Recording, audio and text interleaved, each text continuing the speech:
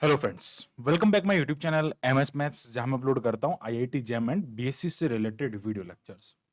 तो in this video I will explain the continuity of function for function of one variable. So function of one variable के सारे videos आप हमारी playlist में जाके देख सकते हैं, जिसका लिंक आपको डिस्क्रिप्शन बॉक्स में गिवन है। तो सबसे पहले हम यहाँ पे बात करते हैं कि कंटिन्यूटी क्या होता है। हम सब ने इसको पढ़ रखा है, बट एक रिवीजन के तौर पे हम यहाँ पे समझ सकते हैं, क्विक रिवीजन के तौर पे हम समझेंगे, और जो आईआईटी जैम में जो क्वेश्चन के लेवल्स होते हैं उनके बारे उन तक पहुंचने का कोशिश करेंगे। सो कंटिन्यूटी ऑफ फंक्शन की अगर मैं बात करता हूं, तो अगर आपके पास में कोई फंक्शन इस टाइप से डिफाइन है A to R, okay, function is mapped from A to R, so the limit of f x is equal to f x. Means क्या हो गया कि अगर उसकी किसी लिमिट पे उस फंक्शन की वैल्यू है ना, कोई भी इनइक्वलिटी, चाहे वो नॉट इक्वल है, लेस देन, ग्रेटर देन, जो भी है, उसकी इनइक्वलिटी पे वैल्यू फंक्शन की, और उस पॉइंट पे जो आपको पर्टिकुलर एक पॉइंट गिवन है, उस पॉइंट पे उस फंक्शन की वैल्यू इक्वल है, so that so then that function is called continuous function, okay, continuous function, and that is called the continuity of that function. So हम एक एग्जांपल से इसको समझने की कोशिश करते हैं कि ये कंटिन्यूटी का जो कंसेप्ट है वो क्या है। तो देखते हैं यहाँ पे, देखो एग्जांपल यहाँ पे गिवन है आपको कि आपको एक फंक्शन गिवन है sin x upon x at x not equals to 0 and 1 जो है वो at x is equal to 0 है। मतलब आपको कह दिया कि 1 जो इसकी वैल्यू आ रही है वो एट पॉइंट x 0 आ रही है, मतलब आपको कहां चेक करना है, at x is equal to 0 पे चेक करना है। सो हम इसको चेक करते हैं, तो सबसे पहले क्या करते हैं, नॉट इक्वल्स टू पे क्या करते हैं, limit x tends to alpha, alpha that is the alpha that is that point where we will find the continuity of that function. Okay, so alpha की वैल्यू की अगर मैं बात करता हूं तो वो 0 हो जाएगा। तो यहां से हम क्या करेंगे, जो लिमिट हमारी आएगी वो क्या हो जाएगी, x टेंड्स टू 0 करेगी। तो ये हो जाएगा लिमिट x टेंड्स टू 0, और आगे आ जाएगा sine of x over x। अब अगर मैं इसमें 0 पुट करूंगा तो यार ये 0/0 की फॉर्म मुझे मिलेगी, जो कि इनडिटरमिनेट फॉर्म है। तो अगर इनडिटरमिनेट फॉर्म मिलती है और हमारे पास में फॉर्मूला होता है, ये सिंपल सा फॉर्मूला होता है लिमिट प्रॉपर्टी का, इसका वैल्यू जो होता है वो 1 होता है, कि अगर साइन एक्स अपॉन एक्स है तो वो 1 होगा। अगर ऐसा आपको कहीं मिल जाए sine x/2 over x/2, so that is also 1, मतलब थीटा और जो उसके डिवाइड में जो है वो इक्वल होना चाहिए। ओके, तो उसकी वैल्यू क्या होगी, 1 हो जाएगी। तो ये किस पे हो गया, इनइक्वालिटी पे हो गया। अब बात करते हैं at point, okay, at point x is equal to A, और x is equal to A पे जो हमारा फंक्शन है, okay, that function is equals to 1। So यार यहां पे limit of x tends to 0 f x and f x are equal. Okay, ये जो है पूरा टर्म जो है वो इक्वल है। सो हम क्या कहेंगे, दैट फंक्शन, ये जो हमारे पास में एफ एक्स फंक्शन है, f x function is continuous. Okay, ये जो है वो क्या हो जाएगा, कंटिन्यूअस हो जाएगा at point, okay, at point x is equal to 0। अब देखो कंटिन्यूटी का जो ज्योमेट्रिकली मेथड होता है, या फिर ज्योमेट्रिकली सिग्निफिकेंस हम कह सकते हैं, इसका मीनिंग ये होता है कि जो कर्व है, ये एफ एक्स आपको जो गिवन है, इस एफ एक्स का जो कर्व आपको गिवन है, वो कर्व इस पॉइंट पे कंटिन्यूअस है, वहां से कभी कहीं वो ब्रेक नहीं हो रहा है। कर्व जो है वो लगातार ना एक मतलब कंटिन्यूअस आगे की तरफ बढ़ रहा है। सो ये उसका फिजिकल सिग्निफिकेंस होता है, ये हम ऐसे समझ सकते हैं। अब बात करते हैं कुछ डिफरेंट टाइप के जो फंक्शंस होते हैं जो कि ऑलवेज कंटिन्यूअस होते हैं, उनके बारे में डिस्कस करते हैं। तो सबसे पहले यहाँ पे देखते हैं, यहाँ पे हम जो पॉलिनोमियल फंक्शंस हैं उनके बारे में। देखो पॉलिनोमियल फंक्शंस जो होते हैं किस टाइप के होते हैं, वो ऑर्डर जो होता है उनका हायर ऑर्डर से वो 0 यानी कि कांस्टेंट। ओके, ये जो है वो a1 जो है वो इसका कोफिशिएंट हो जाएगा, और जो लास्ट में जो है वो x पावर क्या हो जाएगा, 0 हो जाएगा, दैट मींस a0। ओके, ये सिर्फ क्या होगा, this is a constant term, ये क्या हो जाएगा, ओनली आपको एक कांस्टेंट टर्म मिलेगा।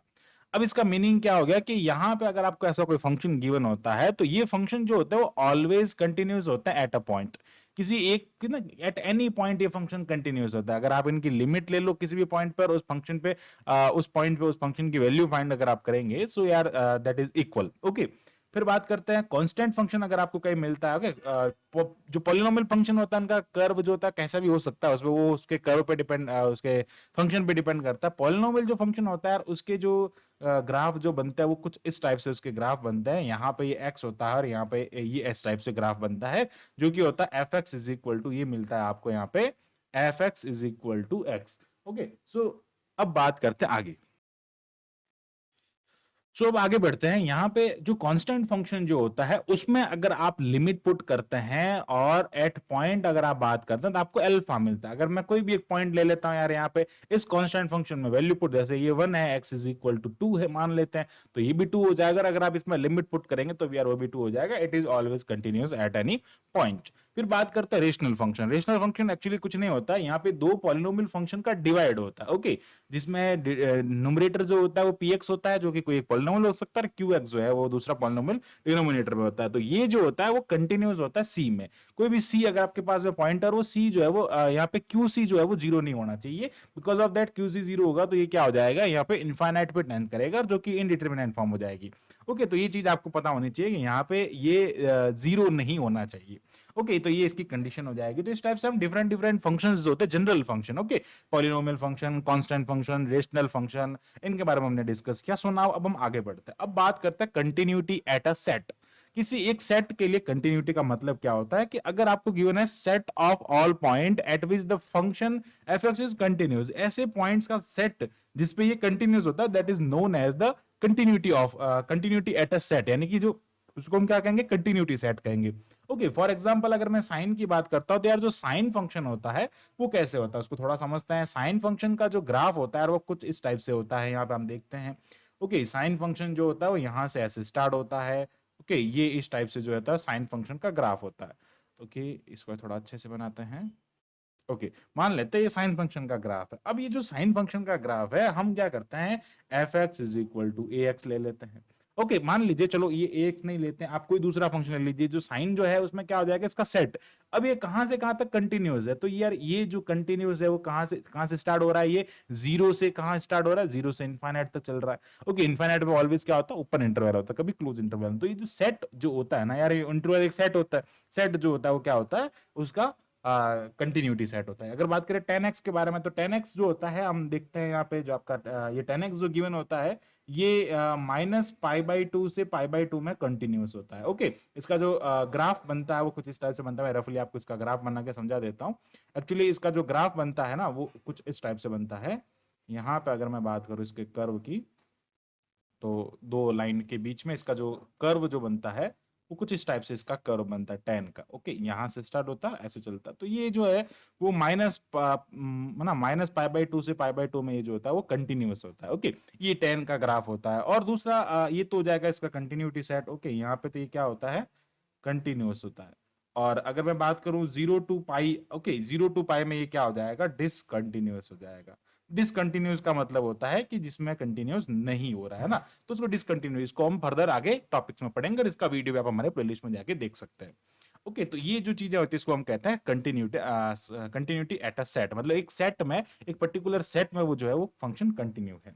अब बात करते हैं यहाँ पे सीक्वेंशियल डेफिनेशन की, दैट इज वेरी इंपॉर्टेंट। अब सीक्वेंशियल डेफिनेशन जो है इसका मीनिंग क्या है इसको थोड़ा समझते हैं।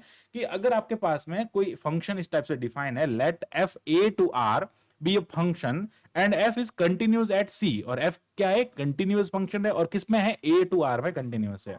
सो if and only if for every sequence x n converging to C, then function of xn, okay, then the series of that function is converged to fc। देखो इसका मतलब सीधा सा अगर मैं समझाना चाहूं तो ये है कि f जो है वो C पे कंटिन्यूस है, और अगर मैं यहां पे xn लेता हूं तो ये यहां पे इस xn को यहां रखेंगे तो वो किस पे कंटिन्यूस करेगा, fc पे कन्वर्ज करेगा, सॉरी।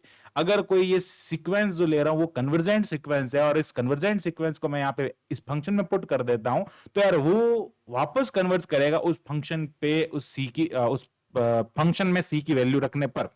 देखो इसको थोड़ा समझते हैं, थोड़ा कंफ्यूजन क्रिएट हो रहा है तो हम इसको अच्छे से क्लियर कर लेते हैं।